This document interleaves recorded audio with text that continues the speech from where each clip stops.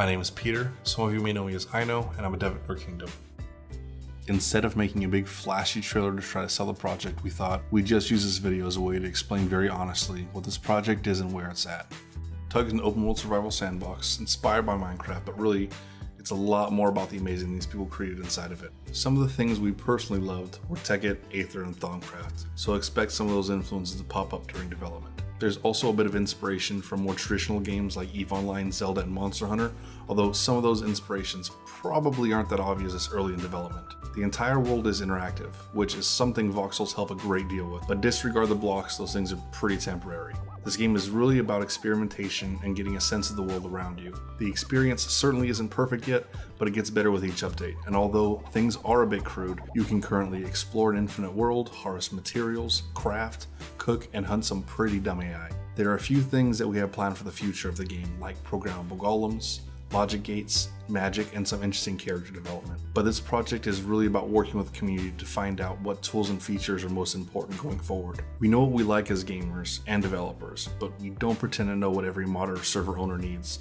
so we also keep an open line of communication with content creators. We have been building our engine from scratch with the exception of Havoc, and an update hits about every 4 to 6 weeks with new features and performance enhancements. Sometimes an update may take a couple of months if it's something pretty big. In these cases, we make it a priority to give the community a heads up. The project has been in public development a little over a year, concluding our Kickstarter campaign, and we have made communication a part of our DNA.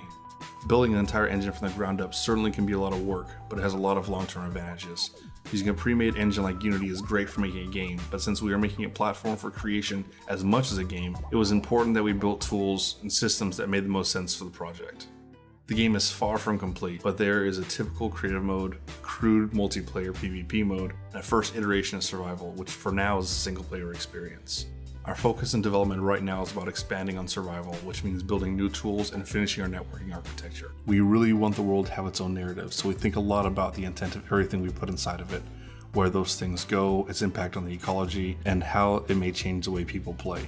The game and tech being early in development is also why we're only asking $10 and not the price of a full game. We feel it justifies the work so far, and when it's further along with development, the price will raise here and there.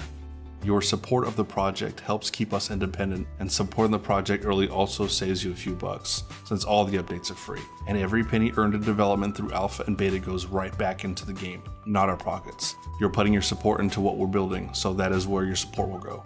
Now, before deciding to buy the game and supporting us, please be aware that for now, we are only supporting DX11. So be sure that your hardware can support the game and not just your operating system. But this will change with time, so if you also want to support us to help things along, that'd be pretty great. Make no mistake of it, sometimes things are going to be broken, buggy, or have some terrible performance issues. This is just part of the process, and a lot of the reason we are in early access in the first place. Feedback from the community really helps us understand how the engine is running across a lot of different hardware, and it'll only get smoother with time.